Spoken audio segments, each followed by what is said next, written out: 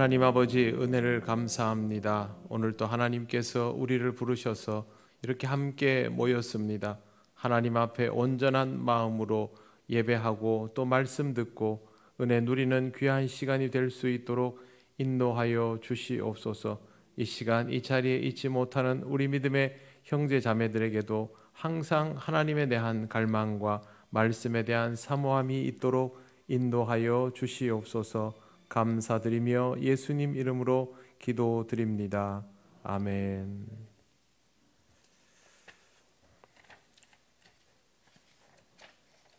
오늘 하나님 말씀은 신명기 6장 4절 5절입니다. 신명기 6장 4절 5절 말씀 구약성경 271쪽입니다.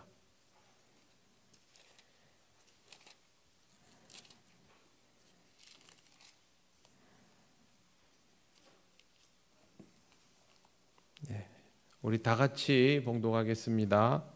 이스라엘아 들으라. 우리 하나님 여호와는 오직 유일한 여호와이시니 너는 마음을 다하고 뜻을 다하고 힘을 다하여 내 하나님 여호와를 사랑하라. 아멘. 기도드리겠습니다. 하나님 아버지, 이 시간도 세례문답집을 공부하며 하나님께서 우리에게 말씀하여 주신 것들이 생각나기를 원합니다. 우리에게 은혜 주셔서 깨닫게 하시고 신앙의 기초를 든든히 세워가게 하옵소서. 감사드리며 예수님 이름으로 기도드립니다. 아멘. 네, 반갑습니다. 옆에 분들 인사 나누시겠습니다.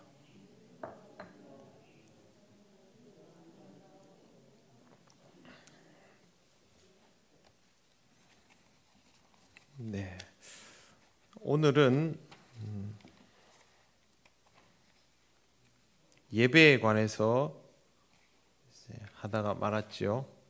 9번 한번 보시겠습니다. 17쪽 9번. 예배는 8번에서 예배는 어떤 마음가짐으로 드려야 합니까? 영과 진리로 예배할지니라. 영과 진리는 하나님과 만날 수 있는, 즉 하나님과의 접점이다라고 말씀을 드렸습니다. 예배는 어떻게 구성되어 있습니까? 예배의 구성에 대해서는 신앙 고백과 찬송, 기도, 봉헌, 성경 봉독, 하나님의 말씀을 듣는 설교와 성도의 교제로 구성되어 있습니다. 여러분 주보 가지고 계시죠? 네, 주보 주일 예배 한번 펼쳐 보시겠습니까? 주보에 주일 예배 펼쳐 보시면 네, 이 주일 예배 순서는 제가 그냥 임의로 하는 것이 아니고 우리 교단에서 나오고 있는 예배의 모범의 몇 가지 사례들 중에 우리에게 맞도록 그렇게 맞추어 가지고 드리고 있는 것입니다. 예배에는 기본적으로 사도신경과 주기도문이 들어가도록 되어 있고요. 보시면 예배의 부름, 송령, 찬송, 성시교독, 신앙고백, 찬송, 기도, 성경봉독, 설교, 찬송, 봉헌, 봉헌기도, 교회 소식, 찬송, 축도 이렇게 되어 있습니다. 여기에서 교회 소식은 예배 순서 안에 넣는 교회도 있고 축도가 끝난 이후에 교회 소식을 따로 전하는 경우도 있습니다. 그 외에 나머지 것들은요, 다 하나님께서 인도자를 통하여 회중에게 무언가를 하거나 아니면 회중들이 하나님께 무언가를 하거나 이렇게 주고받는 형태로 되어 있습니다. 그래서 예배는 항상 하나님이 우리에게 말씀하여 주시거나 우리를 부르시거나 용서하시고 그렇게 하면 우리는 그 앞에서 회개하고 기도하고 감사하고 찬양하고 말씀을 듣고 이렇게 하는 구성으로 되어 있습니다. 제일 먼저 나오는 것이 찬양과 기도가 먼저 나오죠. 이 찬양으로 하나님께 영광을 돌리고 기도를 통하여 하나님 앞에 우리의 지난 시간들을 다 내려놓고, 그러니까 속을 비우는 거죠. 속을 비우고 그 다음에 하나님께서 우리에게 말씀을 주시면 그 말씀을 받아서 우리 내면에 채우고 그것에 대한 기쁨과 감사로 찬송을 하고 봉헌을 하고 그렇게 하는 겁니다. 그리고 성도의 교제를 나누고 하나님께서 또 목회자를 통하여 기도하도록 축도를 하면 그 축복을 이제 성도들이 받아서 자기의 삶으로 나아가는 그런 형태로 구성이 되어 있습니다. 예배의 구성이 기본적으로 이렇게 주고받음으로 되어 있다라는 것을 기억하시면 되겠습니다. 10번, 교회에서 드리는 예배에는 어떤 종류들이 있습니까?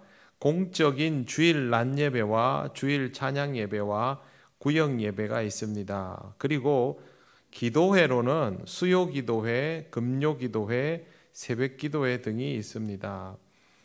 이런 이제 예전에는 예배 그러면 주일 낮 예배만으로 국한을 시키다가 예배의 영역들을 더 확대해 나가기 시작을 했습니다. 그리고 기도회도 교회마다 여러 가지 다양한 형태로 구성이 되고 있습니다. 수요일은 예배라고 하지 않고 기도회 혹은 뭐 수요 강해 뭐 이런 식으로 이름을 많이 붙여놓죠. 그러니까 일반적인 예배의 구성을 하지 않고 중요한 부분들을 압축해 놓은 것입니다. 그래서 보통 수요일 저녁은 말씀과 기도에 초점이 맞추어져 있고 주일날 드려지는 예배들은 예배의 구성들을 최대한 지켜가면서 그렇게 해오고 있습니다.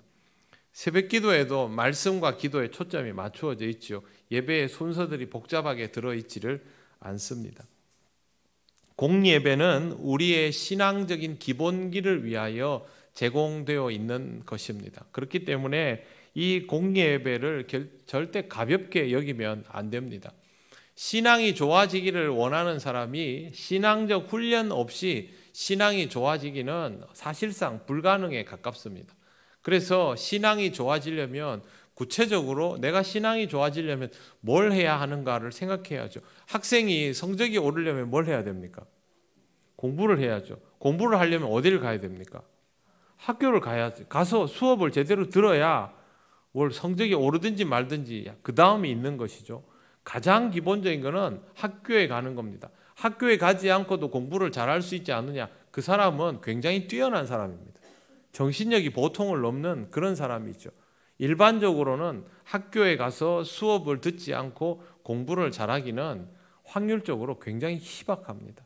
신앙생활도 어떤 드라마틱한 사건을 통해서 특수한 상황에서 신앙이 깊어지는 경우들이 분명히 있긴 합니다. 그러나 이건 모든 사람에게 보편적으로 적용되는 경우는 아니고요. 보편적으로 말하려면 신앙생활은 기본적으로 좋아지려면 교회부터 가야 됩니다. 예배를 꼬박꼬박 드려야 되고 말씀을 꾸준히 읽어야 되고 기도를 해야 되고 이게 몸에 익숙해져야 합니다. 자연스러워져야 하고 집중할 수 있어야 되고 이런 시간들이 헛되이 보내지지 않아야 합니다. 그래야 그 안에서 성경이 귀에 들어오고 하면서 이제 신앙적인 깊이도 더해져 가는 것이죠. 주일날 예배 드리러 왔는데 예배 시간에 찬송을 부르면서 이 찬송이 어떤 의미인지를 알지 못하고 또 기도하면서 하나님 앞에 집중해서 기도하지 못하고 말씀을 듣는데 도무지 무슨 뜻인지를 모르겠고 이러면 성장할 수 없죠. 여러분 설교를 들을 수 있도록 공부도 돼 있어야 됩니다. 그래야 설교를 깊이 있게 들을 수 있습니다. 여러분이 하나님의 말씀을 들을 수 있는 신앙의 성숙도가 올라갈수록 목회자도 거기에 맞추어서 점점 심도 있게 말씀을 준비하고 전할 수 있는 것이죠.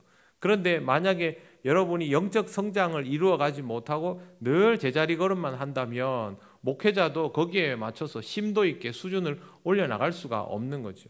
사람이 살아가다 보면 어른이 되어가지 않습니까? 어른이 되면 어릴 때와는 다른 생각들을 하고 판단을 하고 책임을 져야 할 일들이 나오죠. 신앙생활도 마찬가지입니다. 신앙생활도 깊어가면 깊어갈수록 책임의 반경이 넓어지고 생각의 깊이가 더해가야 하는데 신앙이 자라지 않으면 문제가 되는 것이죠. 그래서 여러분 신앙이 더 성장하는 데 굉장히 초점을 많이 맞추셔야 됩니다. 내 신앙은 자라야 된다. 어디까지? 하나님이 부르시는 그때까지 계속 자라다가 하나님 나라 가야 된다. 이 생각을 꼭 하고 계셔야 됩니다. 그냥 교회만 왔다 갔다 하면 되는 줄 알면 큰 코 다칩니다. 지금 여기 와서 이 말씀을 들으시고 또 사정상 오늘 여기 있지 못하더라도 어떻게든 세례문답집 공부를 하기를 원하는 분들은 잘하려는 열망이 좀 있다고 저는 생각합니다.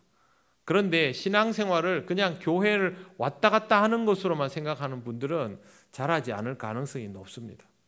그렇게 되지 않도록 우리가 사랑하는 형제 자매들을 위해서 기도해야 하지만 본인들도 하나님이 주시는 자극을 통해서 성장의 기회를 만들어야죠. 하나님은 우리에게 자극을 주십니다. 신앙적으로 성장하지 않으면 못 견디도록 우리의 생활 속에 자극을 주시기 때문에 그러한 일들이 오면 하나님 앞에 매달려야 되죠. 그리고 말씀의 의미를 이해하면서 자라나야 합니다. 예배가 중요합니다. 그런데 예배만 중요한 것이 아니고 예배부터 중요하게 여겨야 됩니다. 거기서부터 확장돼 나가야 되죠. 그런데 예배도 드리지 않으면 그 다음은 사실상 어렵다고 봐야 됩니다. 그래서 신앙의 기본기인 예배 생활, 말씀 생활, 기도 생활이 탄탄하게 안정화되는 위에 다른 삶들이 가능하다라는 것을 꼭 염두에 두시고 그런 의미에서 이 공부도 하고 있는 것입니다. 자, 11번 넘겨보십시오. 18쪽. 교회에서 행하는 거룩한 예식으로 어떤 것이 있습니까? 자, 그 위에다가 이렇게 쓰십시오. 교회의 표지. 책 표지 할 때 표지. 교회의 표지. 교회를 대표하는 가치죠. 교회를 대표하는 지향. 교회의 표지. 말씀과 성례입니다. 성례. 교회의 표지가 무엇이냐? 이렇게 물으면 말씀과 성례라고 합니다. 그리고 성례 옆에다가 괄호를 치고 그 옆에다가 세례와 성찬이라고 쓰시면 됩니다. 이게 교회사에서 제일 먼저 배우는 겁니다. 그래서 교회에서는 교회의 두 가지 기둥이 뭐냐? 교회를 대표하는 두 가지 기둥이 뭐냐? 말씀과 성례. 그러면 성례는 무엇으로 구성되어 있느냐? 세례와 성찬. 그렇게 이해하시면 되겠습니다. 12번 세례는 무엇입니까? 죄 씻음을 받는 표이죠. 세례는 씻는 예식입니다. 씻는 예식. 죄 씻음을 받는 표로 옛사람은 죽고 하나님의 자녀로 새롭게 태어났음을 확증하는 것이죠. 자, 예전에 세례 방식들은 침례로 이루어졌죠. 그런데 우리는 그것을 형식적으로 굳이 그렇게 할 필요가 없다 하여서 세례로 국한해서 의식을 합니다. 근데 침례를 했던 이유가 무엇입니까? 죽었다 산다는 뜻이죠. 죽었다 물에 잠겼다 나온다는 말이 죽었다 산다는 뜻입니다. 그냥 씻는다는 수준이 아니라 세례는 결코 가벼운 것이 아닙니다. 우리가 예수를 믿는 삶과 예수를 믿지 않는 삶이 적당히 어물쩍 넘어가는 것이 되어버리면 이게 세례의 의미를 이해하지 못하는 것이 됩니다. 굉장히 드라마틱하게 산 사람은 예수 믿기 전과 믿고 난 이유가 확연히 달라지는데 우리가 다 그런 건 아니거든요. 그렇지 않은 경우들도 있기 때문에 우리가 보면서 이렇게 적당히 넘어가 버리는 삶을 살아가는 경우들이 생깁니다. 크게 나쁜 짓을 하지 않고 살다가 교회를 나온 것이죠. 그러면 많이 변화를 줄 필요가 없다고 생각하죠. 왜? 세상에서 별로 문제가 없었는데 교회에 나와서 조금 더 보완된 삶을 살아가는 것이죠. 업그레이드 되었다라고 생각하죠. 신앙생활은 업그레이드 되는 생활이 아니라 다시 태어나는 생활입니다. 세례는 그렇게 이해하셔야 됩니다. 여러분, 우리가 세상에서 크게 나쁜 짓 하지 않고 적당히 살아도 우리 마음속에 가지고 있는 죄의 본성이라는 것은 사실 남들이 모를 뿐이지 우리 안에 있는 온갖 것들이 다 있지 않습니까? 그런데 예수를 믿고 사는 것은 이것들을 들추어내어서 소멸시키는 과정이거든요. 그래서 업그레이드가 아닙니다. 새로운 인생을 사는 것이죠. 근데 우리가 신앙생활 해보면 새로운 인생을 사는 것은 결코 쉽지가 않죠. 하나님 앞에서 새로운 인생이 사라지려면 옛사람이 죽어야 됩니다. 그래서 우리는 뭘 해야 됩니까? 그런 의미에서 하나님이 이미 우리를 구원하여 주셨으니 우리 옛사람을 죽여가는 삶을 살아야 이 세례의 의미에 부합되는 것이죠. 새롭게 태어났음을 확증하는 것이라는 것에 줄을 꼭 그어두시기를 바랍니다. 그 다음에 세례는 그리스도의 몸된 교회의 구성원이 되는 것입니다. 내가 정식으로 주님의 몸 속에 포함되는 것이죠. 우리를 주님의 몸이라고 부르죠. 우리를 개체가 더 중요한 집단입니까? 집단이 더 중요한 집단입니까? 집단성이 중요한 집단입니다. 우리는 개체성이 중요한 집단이 아닙니다. 교회라는 곳은 그렇습니다. 그런데 어느 날부터 교회가 개체성이 중요한 집단이 되어가면서 교회로서의 위력을 잃어가기 시작했습니다. 물론 우리는 그게 편합니다. 교회에 모이는 사람들이 다 나랑 마음이 맞는 것도 아니고 성향이 똑같은 것도 아니고 출신도 전부 다른데 집단을 이룬다는 것이 절대 쉽지 않죠. 그럼에도 불구하고 교회는 지체의 연합을 통하여 주님의 몸을 이루는 것이기 때문에 개체의 포인트가 주어지면 안 되고요. 집단성의 포인트가 주어져야만 합니다. 이거는 어디서부터 확인할 수 있냐면 이스라엘 신앙 공동체를 보면 됩니다. 출애굽할 때 모세가 뭘 그렇게 얼마나 잘못했습니까? 모세 그렇게 잘못 많이 한 거 없습니다. 그러나 모세는 집단의 대표로서의 책임을 지는 겁니다. 여호수아가 허락받은 것은 그 다음 세대를 구하기 위해서인 것이고 그만큼 하나님 이스라엘 공동체 1세대를 광야에서 어떻게 했습니까? 니는 빼고 니는 빼고 니는 빼고 니는 빼고 이렇게 이렇게 했습니까? 아니죠. 다음 세대에게 이 역사를 물려줄 수 있는 여호수아와 갈렙을 제외하고는 그냥 싹 밀어버렸습니다. 집단의 무서움이 바로 이런 겁니다. 그렇기 때문에 우리는 주님의 몸된 교회의 구성원이 된다라는 것을 좀 더 깊이 있게 받아들일 수 있어야 합니다. 13번 성찬은 무엇입니까? 예수님께서 베푸신 최후의 만찬에서 시작된 것으로 떡과 포도주를 제자들에게 나누어 주시며 장차 온 세상을 위해 죽임당하실 자신의 몸과 피를 기념하라고 한 데서 시작된 것입니다. 여기서 줄 그어야 할 것 기념입니다. 기념.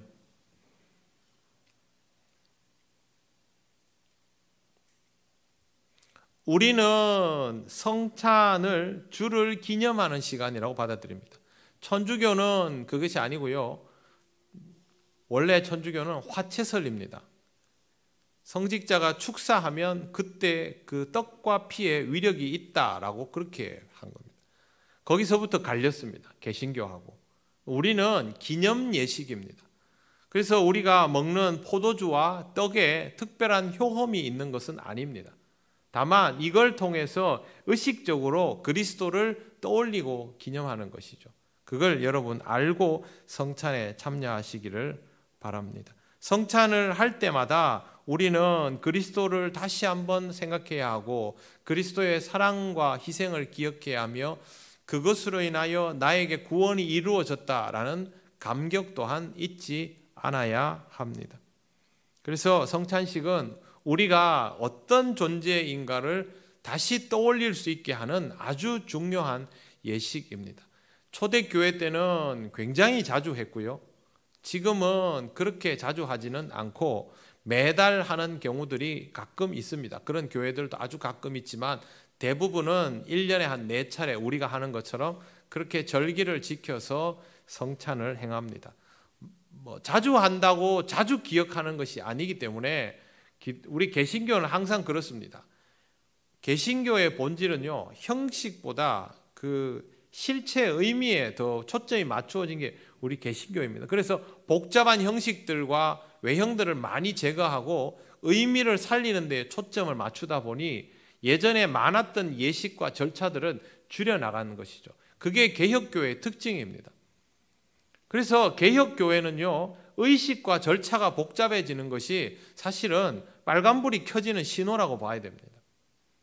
개혁교회가 자꾸 천주교처럼 돼가는 것이죠. 개혁교회는 끊임없이 개혁되어야 됩니다. 항상 최적화해야 됩니다. 그 시대에 맞게 업그레이드 돼 나가야 됩니다. 본질을 지키는 의미에서. 그게 개혁교회의 정신입니다. 자, 14번. 성찬 예식에 합당하게 참여하려면 어떻게 해야 합니까? 세례받은 자로서 주의 몸을 분별할 수 있는 믿음과 지각을 가지고 죄를 회개하며 몸과 마음을 살펴 경건하게 살고자 하는 새로운 각오로 참여해야 합니다. 이거 예전에 기억나십니까? 성찬할 때 내가 성찬 받기 좀 그렇다 하는 분들은 받아서 죄를 범하지 않도록 하십시오. 이랬던 기억나시죠? 근데 여러분 이렇게 하면 사실 전부 성찬 못 받죠. 이미 다 죄를 짓고 왔는데. 이런 말의 의미는 어디에 있냐 하면요, 이렇게 경각심을 일깨우면서 성찬이 다가오는 것과 예배를 드리는 시간이 다가오는 것을 맞추어서 우리의 삶이 하나님 앞에서 늘 성결할 수 있도록 하라는 데 초점이 맞춰져 있습니다. 우리가 아무리 죄를 안 짓고 교회에 온다 해도 이미 우리는 알게 모르게 그렇게 상태가 안 좋아진 채로 교회를 오지 않습니까? 그러면 예를 들어서 내가 지난주에 무슨 큰 사건이 있었는데 성찬을 받을 그게 아니다. 성찬을 안 받고 교회 항존직이 남들 다 성찬 받는데 혼자 이렇게 안 받고 가만 눈 감고 이렇게 있으면 교인들이 성찬에 집중해야 되는데 괜히 그분 보면서 저 집사님이 지난주에 무슨 일이 있었나 예배 끝나고 한번 알아봐야 되겠네. 이런 일이 실제로 있었습니다. 예전에. 그럴 필요는 없습니다. 우리는 하나님 앞에 끊임없이 죄를 가지고 나오고 용서받는 존재입니다. 근본적으로 하나님이 우리를 구원하여 주셨기 때문에 성찬을 받으러 나오는데, 그렇게 성찬을 받고 예배를 드리는 순간이, 여러분 성찬식이 있는 예배와 성찬식 없는 예배가 뭐 다릅니까? 똑같지 않습니까? 다 주일이잖아요. 그러면 주중에 어떻게든 주일날 예배를 드릴 때 내 마음이 무겁지 않도록 준비해서 나와야 한다는 거죠. 그런 의미입니다. 그래서 하나님 앞에서 자기 자신의 몸과 마음을 살펴서 경건하게 살고자 노력하고 그 마음으로 나오는 것이죠. 그리고 내가 부족한 걸 왜 모르겠습니까? 알죠. 그러나 주님 나를 용서하여 주셨으니 오늘 또 새로운 기회를 받으며 이 떡과 잔을 받습니다. 진심 어린 마음으로 그렇게 떡과 잔을 받고 더 나은 삶으로 나아가면 되는 것이죠. 이번 달에도 죄를 많이 지어서 성찬 못 받고 다음 달에도 죄를 많이 지어서 성찬 못 받고, 그럼 자가수찬 정지가 되지 않습니까? 그런 부정적인 신앙은 아닙니다. 그렇게 할 필요는 없고요. 하나님 앞에서 조금이라도 더 나아지기 위해서 몸부림치는 그런 신앙이 되어야 한다라는 취지입니다. 경건하고자 애쓰는 것이죠. 형식이 아니라 본질로서 늘 주님 앞에 회개하는 마음이 있어야 한다라는 뜻입니다. 자, 15번 기도입니다. 기도는 무엇입니까? 같이 한번 읽어볼까요? 시작. 기도는 예수님 이름으로 우리의 소원을 하나님께 아뢰며 하나님과 영적 대화를 하는 것입니다. 이것은 내 뜻을 버리고 하나님의 뜻을 발견하고 순종하려는 것입니다. 줄을 그으십시오. 아뢰며 줄을 그으시고요. 두 번째 줄에 영적 대화, 그리고 마지막에 버리고, 그리고 발견, 마지막으로 순종, 여기까지. 아뢰며 영적 대화, 버리고, 발견, 순종. 네, 이게 기도의 포인트입니다. 온 교인들이 매일 기도를 하는데요, 교회가 기도하라는 말은 많이 하면서도 기도를 어떻게 해야 되는지에 대해서는 거의 가르쳐 주질 않아요. 그래서 여러분 기도를 어떻게 해라고 구체적으로 배워보셨습니까? 다 독학을 하세요. 기도를 훌륭하세요. 그래도 그 독학을 해서 기도하는 거 보면, 기도는 기본적으로 하나님과의 대화입니다. 대화면 나도 말을 할 수 있고 하나님도 말씀하실 수 있죠. 그래서 나도 말할 권리가 있습니다. 근데 하나님도 말씀하시죠. 그러면 하나님의 뜻과 내 뜻 중에 어디에 무게가 실리는 것이 좋겠습니까? 하나님의 뜻에 무게가 실리는 게 좋겠죠. 왜 그렇습니까? 나는 틀릴 가능성이 높아도 하나님은 틀릴 가능성이 없습니다. 그렇기 때문에 내가 원하는 것도 있고 하고 싶은 말도 많고 아무리 그래도 결론은 하나님께 맞추어질 수밖에 없는 것입니다. 그렇게 되면 기도는 말하는 것도 중요하지만 정말 중요한 건 뭡니까? 듣는 겁니다. 그래서 기도가 뭐냐라고 물으면 결론은 기도는 듣는 것이다가 됩니다. 물론 기도하면서 그러면 입도 떼지 말고 그냥 입에 지퍼를 탁 채우고 꿈쩍도 하지 말고 들어라. 그건 아닙니다. 그것도 못하면 어떡하겠습니까, 사람이. 힘들면 힘들다, 아프면 아프다, 슬프면 슬프다, 기쁘면 기쁘다, 괴로우면 괴롭다. 하나님 앞에 다 할 수 있죠. 그렇게 다 돼. 하나님께서 나에게 말씀하여 주시는 것을 놓치지 말라는 겁니다. 내가 하고 싶은 게 이렇게 많아도 내가 100번 옳다는 생각이 들어도 하나님이 어떤 생각인지를 그렇게 해줘. 여러분, 말하면서 듣는 것이 안 됩니다. 사람은. 말을 할 때는 남의 말이 잘 안 들리고요. 들으려면 일단 내 말을 멈출 줄도 알아야 됩니다. 그래서 여러분 기도하실 때 말하는 기도의 비중만큼 듣는 기도의 비중도 늘려가시면 좋습니다. 그러면 지금 하고 있는 기도를 반으로 줄여라. 그게 아니고요. 하실 수 있으면 지금 하고 있는 기도의 양을 2배로 늘리면 되죠. 왜? 내가 하고 싶은 말은 해야 되잖아요. 여러분 하나님 앞에 하고 싶은 말은 해야 되죠.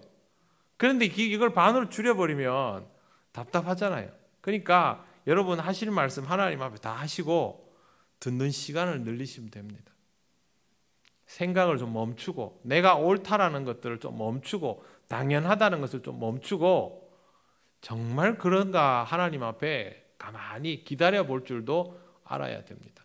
그래서 우리는 말하는 기도만큼 듣는 기도의 비중도 늘려가야 됩니다. 이게 신앙을 깊어지게 만듭니다. 굉장히 중요한 겁니다. 그래서 항상 기억하십시오. 기도는 말하는 것만이 아니라 듣는 것이 함께. 그리고 내가 하나님께서 내게 말씀하여 주시는 방식이 굉장히 다양하지 않습니까? 생각나게도 하시고 누군가를 통하여도 말씀하시고 상황을 통하여서도 보게 하시고 깨닫게 하시고 그렇게 하는데 여러분 내가 듣는 내가 경험하고 받아들이는 것들이 맞는지 틀린지 어떻게 알까요? 하나님이 누구 아무개야 이렇게 해라 하고 말씀하셨어요. 내가 기도하는 중에 이게 맞는지 틀린지 어떻게 알까요? 이걸 알려면 성경을 읽어놔야 됩니다. 신앙의 기본기가 튼튼해야 됩니다. 그래야 목소리가 하나님 목소리 어떤지 들어보셨습니까? 사무엘아 이게 하나님 목소리입니까? 그거는 모르는 겁니다. 그런데 평소에 그런 식으로 하나님이 나한테 말씀해 주실 것이다 라고 기대하고 있다가 누가 사무엘아 이러면 그게 진짜인 줄 아는 거죠. 정말 중요한 건요 어떤 식의 목소리냐가 아니고 내가 듣고 싶어하는 내용을 누가 내 귀에 내 마음에 울려주시는가 그게 아니고 그 뜻이 그 내용이 정말 하나님다운 것인가를 우리가 파악할 줄 알아야 됩니다. 안 그러면 보이스피싱에 속는 거랑 똑같게 되는 거죠. 그래서 여러분 성경이 중요한 겁니다. 하나님은 하나님답지 않은 것은 하지 않습니다. 그래서 하나님을 모르고서는 하나님의 음성을 들었다라고 말할 수가 없는 거예요. 예전에 어떤 분이 저한테 그랬어요. 제가 예전에 부목사일 때. 아무개 목사님은 나중에 뭐가 되고 아무개 목사님은 뭐가 되고 이 목사님은 목회를 잘하고 이 목사 저보고 그러더라고요. 그래서 제가 물어봤죠. 그분한테. 저는 나중에 목회를 잘하겠습니다. 목사님 목회를 잘한대요. 그래서 저 분명히 거짓말이다. 제가 그랬어요. 본인이 그걸 어떻게 알아요, 그걸? 거기에 무슨 기준이 있습니까? 그건 기독교적인 게 아닙니다. 여러분, 기독교면 기독교다워야 되죠. 성경을 평소에 읽어보면요, 하나님이 어떤 스타일인지 딱 나오지 않습니까? 예수님이 어떤 방식인지 딱 답이 나오지 않습니까? 예수님은 원수를 사랑하라 하셨거든요. 그러면 내가 누구도 해하지 못하도록 응답하여 주시는 분입니다. 그렇지 않습니까? 하나님이 물질에만 초점을 맞추는 분이 아니지 않습니까? 그런데 우리가 물질을 가지고 오면 신앙이 더 좋아질 때가 많습니까? 안 그럴 때가 많습니까? 안 그럴 때도 상당히 많죠. 그런데 하나님께서 나한테 복을 물질로만 주실 가능성이 몇 %나 될까요? 그거는 장담 못하는 겁니다. 그런데 내가 워낙 물질이 필요하고 좋으니까 하나님이 나한테 복을 주시려면 물질로 줘야 된다고 머릿속에 탁 박아놓고 있으니 물질을 주시면 하나님이 주셨다라고 단정을 하고 그 다음부터는 내가 옳다가 되는 것이죠. 그래서 시험에 들고 실족한 사람들이 많습니다. 신앙이 좋아서 하나님께서 그 물질을 잘 쓰라고 물질의 은혜를 주셨는데 그걸 잘 쓰지 못하고 이게 들어오고 나서부터 사람이 변하는 경우가 그렇게 해서 생기는 거예요. 그래서 여러분, 기도할 때는 항상 돌다리를 두드려 가는 것처럼 이게 정말 하나님의 뜻인가를 끊임없이 확인해 가시기를 바랍니다. 새벽 기도 때 다윗이 어떻게 합니까? 전쟁 막 쳐들어오면 하나님, 제가 나갈까요 말까요? 나가라. 어디로 갈까요? 여기로 가라. 이번에는 나갈까요 말까요? 다윗이 전쟁을 한두 번 해봤습니까? 그런데 다윗은 미련하리만큼 하나님 앞에 계속 묻습니다. 답을 몰라서 묻는 게 아닙니다. 하나님이 주신 답이라야 나한테 맞다는 걸 알기 때문에 그렇게 묻는 것이죠. 여러분이 잘 아는 것부터 물으셔야 됩니다. 기도는 그게 중요합니다. 우리는 잘 모르는 일에는 실족하지 않습니다. 왜? 이건 자신이 없거든요. 그래서 시작할 때부터 하나님 앞에 딱 엎드려 시작합니다. 어디서 실족하느냐? 내가 잘하는 일, 잘 아는 일, 이런 거에 항상 넘어질 가능성이 높습니다. 그래서 돌다리를 두드려 가는 것처럼 그렇게 하셔야 됩니다. 기도에 대한 생각들을 늘 가지고 열심히 기도하시면서 내 기도가 얼마나 바르게 자리 잡아가고 있는지를 잘 살펴보신다면 여러분이 신앙생활하는 만큼 영성도 같이 깊어지는 그런 은혜를 누리게 되실 겁니다. 그래서 말씀과 기도는 항상 함께 가야 한다는 것 꼭 기억하시기를 바랍니다. 자, 16번에 보시면 왜 우리는 기도를 합니까? 답이 이렇게 되어 있습니다. 모든 일은 하나님이 도와주지 않으면 인간의 힘으로 할 수 없기 때문입니다. 그것은 자신뿐 아니라 교회와 가정과 이웃과 세계가 하나님 나라로 건설되고 하나님의 뜻을 이루기 위해서 기도해야 합니다. 왕위를 지키기 위해서 사울은 다윗을 죽여야 한다라고 생각했습니다. 그런데 다윗은 왕위를 지키기 위해서 누구도 죽여서는 안 된다라고 생각했습니다. 인간적으로 보면 사울의 방식이 더 현명하고 실용적입니다. 하지만 다윗은 늘 하나님 앞에서 그렇게 묻고 그렇게 행동하고 끝내 사울의 혈통을 챙기기까지 하죠. 그것 때문에 이스라엘이 더 견고하게 섰습니다. 하나님 나라는 이와 같은 방식으로 세워지는 것이죠. 우리가 하나님 앞에 기도할 수 있는 이유는 뭐냐 하면요, 우리의 완성보다 하나님의 인도하심이 더 완벽하기 때문에 그렇습니다. 사람은요, 기껏 뭘 해놓으면 항상 허점이 보입니다. 완벽해 보여도 그렇지 않습니다. 하지만 하나님께서 이루어 놓으신 일은요, 나중에 보면 그보다 완벽할 수 없습니다. 모든 것이 합력하여 선을 이룬다는 뜻이 다른 의미가 아니지 않습니까? 모든 것이라는 말은요, 긍정과 부정을 다 합친 말입니다. 사람은 이렇게 못합니다. 하나님만 그렇게 하실 수 있죠. 그래서 우리는 하나님 앞에 더욱더 엎드릴 줄 알아야 하고 하나님의 응답을 따라 살아갈 수 있어야 합니다. 약할 때 강함이 되시죠? 똑같은 의미입니다. 전부 똑같습니다. 내가 능력이 있어야 뭔가를 할 수 있다고 생각하지 마시고요. 내가 하나님 앞에 전적으로 승복되었을 때 내가 원래 가지고 있던 능력보다 더한 역량을 드러낼 수 있다라는 것을 믿으시기를 바랍니다. 그리고 이걸 실제로 해보면, 이걸 뚫어내 보면 아, 이게 맞구나라는 것을 알게 됩니다.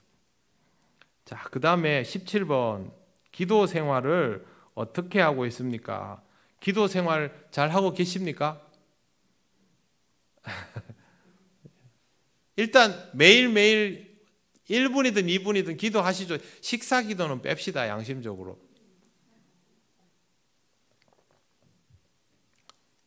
매일 한 번은 기도하시죠. 네. 이게 잘 안 되는 분은 새벽 기도를 나오셔야 됩니다. 농담이 아닙니다. 제가 여러 번 말씀드렸는데 새벽 기도가 제일 쉬운 기도입니다. 왜? 눈을 비비며 교회에 나오면 되잖아요. 그러면 말씀도 있고 기도 제목도 알려주고 하나님이 다 자동으로 다 해주거든요. 그래서 제가 새벽 기도를 제일 쉬운 기도라고 생각합니다. 물론 추울 때 새벽에 일어나는 거 참 싫어요. 그 뜨뜻한 이불 속에서 나오는 게 싫지요. 그렇지만 그것만 나오면 됩니다. 제가 운동하는 곳에 가면 이렇게 앞에 글이 이렇게 붙어 있어요. 당신은 지금 가장 어려운 것을 하셨습니다. 운동하러 온 게 제일 어려운 일이라는 거죠. 지금부터 해야 될 일은 거기에 비하면 너무 쉬운 일입니다. 이렇게 써져 있어요. 새벽 기도가 그래요. 일단 오는 게 다예요. 새벽에 나오시든 뭘 어떻게 하시든 무조건 시간을 정해서 규칙적으로 기도하는 훈련을 하시기를 바랍니다. 내가 새벽부터 일을 해서 도저히 그렇게 할 수 없고 아니면 나는 밤이 늦도록 작업을 하는 사람이라서 그렇게 새벽에 일어나는 것이 불가능하다 이러면 낮에 여유 시간이 있을 수 있잖아요. 30분, 그 30분 동안 어떻게든 말씀 읽고 기도하는 훈련을 하시기를 바랍니다. 그건 여러분 스스로 약속을 하셔야 돼요. 그렇게 하지 않으면 몸에 익숙해지지를 않습니다.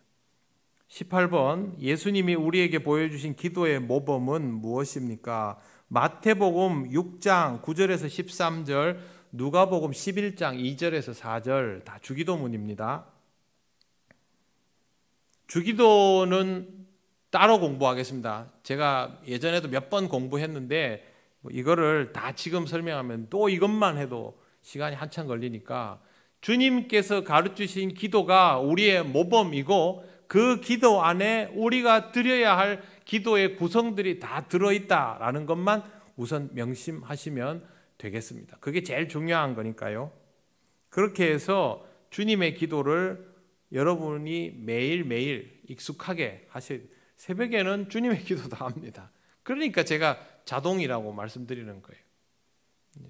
주기도문 꼭 하시고요. 주기도문에도 의미가 다 있습니다. 그 기도도 공적 기도입니다. 기도는 여러분, 기도는 개인적인 것이 아니라 공적인 것입니다. 그런데 기도를 시작할 때 공적으로 시작합니까? 개인적으로 시작합니까? 개인적으로 시작하죠. 다 자기가 답답하고 자기가 필요한 것 가지고 기도를 시작하죠. 신앙이 깊어질수록 이 기도는 공적으로 변해갑니다.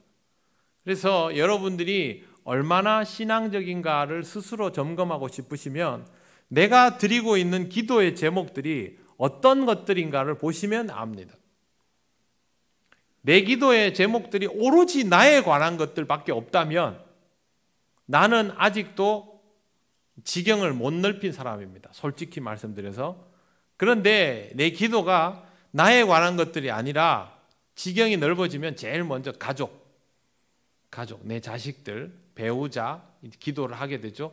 여기서 지경이 넓어지면 또 더 넓은 친구들 그렇게 가죠. 이웃들 그리고 교회에서 함께 동역하는 믿음의 형제 자매들 지경이 넓어지죠.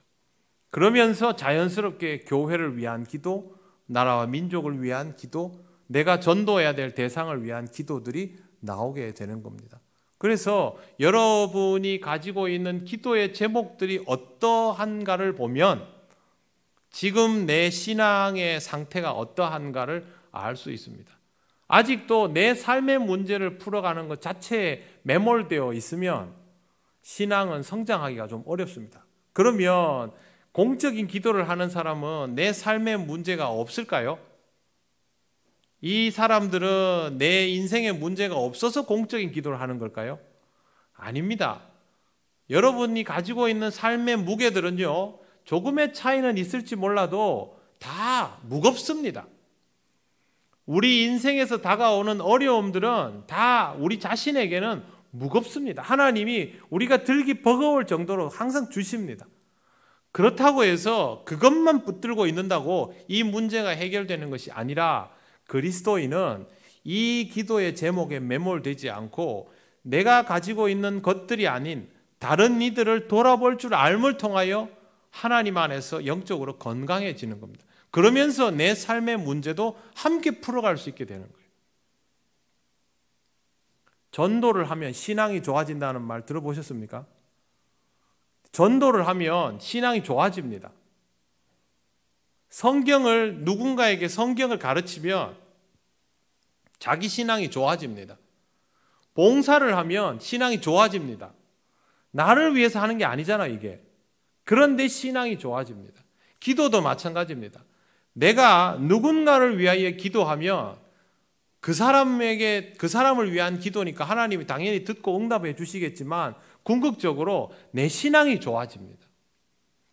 내가 다른 사람의 인생을 들여다보면서 그 인생을 품을 수 있게 되기 때문에 내가 그만큼 영적으로 어른이 되어가는 것이죠.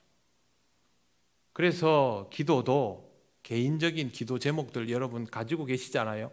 그것만 생각하지 마시고 내 주변을 위한 기도의 제목들을 생각하시기 바랍니다. 그리고 하실 수 있다면 기도는요, 조그마한 수첩이라도 있으면 기도 제목들을 써놓아 보십시오. 기도의 제목이 어떻게 형성되느냐에 따라서 기도의 깊이가 이미 결정이 되어버립니다. 기도의 제목에 이미 그 기도의 깊이가 나와 있습니다. 예수님 기도가 어떻습니까? 겟세마네 동산에서 내 뜻대로 마옵시고 아버지의 원대로 하옵소서라는 것으로 귀결이 되지요. 그러면 예수님의 기도는 이미 하나님께 맞추어 가기 위해서 묻기 시작한 기도임을 알 수 있습니다. 우리도 하나님 앞에서 내가 답을 가지고 그것을 요청하는 그런 기도의 수준에서 조금씩 나아가야죠. 하나님, 내 삶을 바꿔주십시오. 하나님, 내가 이번에 꼭 승진해야 됩니다. 하나님, 우리 애가 이번에 그 대학에 꼭 들어가야 됩니다. 이번 사업에 꼭 성공해야 됩니다. 이렇게 시작하죠, 기도는. 그런데 이 기도가 한 단계 내공이 올라가면 어떻게 됩니까? 그 대학에 들어가야 됩니다가 아닙니다. 하나님, 우리 아이가 이 일을 통해서 하나님을 기쁘게 만날 수 있게 해주시고 하나님께서 인도하시는 길을 보게 해주십시오. 이 대학 아니면 죽음을 달라, 이게 아닙니다. 하나님, 내가 이 회사에서 30년을 다녔는데 이번에 승진 안 되면 내 인생도 끝입니다. 이러고 기도를 시작하지만 점점 기도가 깊어지면 하나님, 저에게 하나님이 기뻐하시는 길을 보여주시옵소서, 그렇게 기도합니다. 그래서 기도가 닫혀있지 않고 열리는 것이죠. 여러분의 기도가 닫혀있는 기도인지 열린 기도인지를 잘 보시기 바랍니다. 내가 이미 정답을 가지고 하나님 이거 해내세요, 내가 이거 해주실 때까지 금식하면서 매달릴 테니까, 그렇게 하나님 앞에 강짜를 놓지 마세요. 그렇게 시작할 수 있지만 그렇게만 해서는 안 되고 점점 시간이 지나면서 여러분의 기도도 함께 성숙해져 가야 하나님이 여러분에게 주실 은혜가 무엇인지를 느낄 수 있게 됩니다. 좋은 대학에 들어가는 것도 좋은 일이죠. 그러나 그 사람이 자기가 가고 싶어하는 대학에 못 갔기 때문에 하나님께서 인도하시는 다른 길을 만날 수도 있는 것이죠. 왜 내 경우만 생각을 합니까? 그렇죠? 그래서 이런 것들을 통해서 여러분의 기도가 점점 넓어지고 깊어지면 신앙의 길도 하나님 앞에서 점점 아름다워지게 되어 있습니다. 기도에 대한 설명을 오늘 일부러 좀 드렸습니다. 우리가 매일 드리는 것이 기도이기 때문에 하나님 앞에 이런 방법들을 생각하시면서 기도하시며 신앙적으로 점점 더 깊어져 가시기를 바랍니다. 기도드리겠습니다. 하나님께 이렇게 함께 기도하면 좋겠습니다. 하나님, 우리와 함께하여 주시는 삶을 늘 누리면서 하나님께 감사와 찬양과 영광을 돌리기 원합니다. 특별히 기도의 자리를 통하여 우리에게 말씀하여 주시는 것들이 온전히 들리게 하시고 더욱 깊은 신앙의 단계로 나아가게 하셔서 하나님이 원하시는 일들을 우리가 할 수 있는 그런 삶이 되게 하여 주시옵소서. 다 같이 기도드리겠습니다. 아버지 하나님, 은혜를 감사합니다. 하나님, 우리의 신앙이 하나님 앞에서 조금씩 더 나아지기를 원합니다. 하나님이 원하시는 일들을 조금씩 더 알아가기를 원합니다. 정녕 하나님을 기쁘시게 하는 삶이 되기를 원합니다. 하나님, 우리에게 말씀하실 때 들리게 하시고 깨닫게 하시고 따를 수 있는 신앙이 되게 하여 주시옵소서. 하나님의 은혜를 사모하며 나가는 우리가 되게 하셔서 하나님 우리에게 은혜 주실 때에 그것을 기쁨으로 알며 받아들일 수 있는 신앙이 되게 하여 주옵소서. 우리의 삶이 하나님 안에서 새롭게 되기를 원하오니 하나님, 우리의 삶이 온전한 신앙의 연단을 통하여 새로움을 입을 수 있도록 인도하여 주시옵소서. 하나님 감사합니다. 부족하고 어리석고 약한 우리들을 붙들어 주셔서 오늘에 이르게 하시니 감사합니다. 하나님 앞에 기도하는 우리들입니다. 하나님, 우리가 구하는 것을 하나님 앞에서 온전히 구하지 못할 때가 너무도 많사오니 용납하여 주시고 우리에게 지혜를 주셔서 하나님을 기쁘시게 하는 기도의 제목들을 가진 삶이 되게 하여 주시옵소서.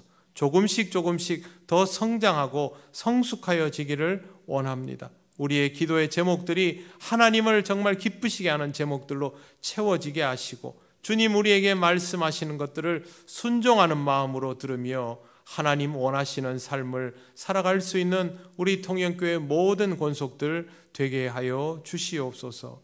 감사드리며 예수님 이름으로 기도드립니다. 아멘.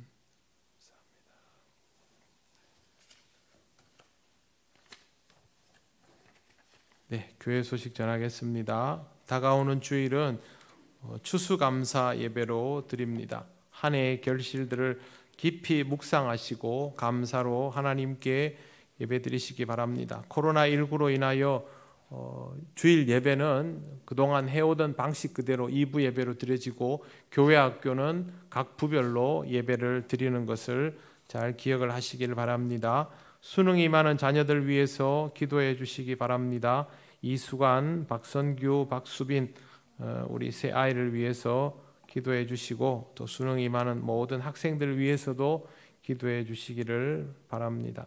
사천 서부교회 헌당 예배가 11월 14일 토요일 오전 11시 사천 서부교회당에서 있습니다. 사역 신청서 필경대에 준비되어 있습니다. 주님 사랑하시는 통영교회를 위하여 자원하시기를 바랍니다. 함께 나눌 기도 제목과 좋은 습관 가지 캠페인은 주보를 잘 활용하시기를 바랍니다. 이제 우리가 주님께서 가르치신 기도를 올려드립니다. 하늘에 계신 우리 아버지, 아버지의 이름을 거룩하게 하시며 아버지의 나라가 오게 하시며 아버지의 뜻이 하늘에서와 같이 땅에서도 이루어지게 하소서. 오늘 우리에게 일용할 양식을 주시고 우리가 우리에게 잘못한 사람을 용서하여 준 것 같이 우리 죄를 용서하여 주시고 우리를 시험에 빠지지 않게 하시고 악에서 구하소서. 나라와 권능과 영광이 영원히 아버지의 것입니다. 아멘.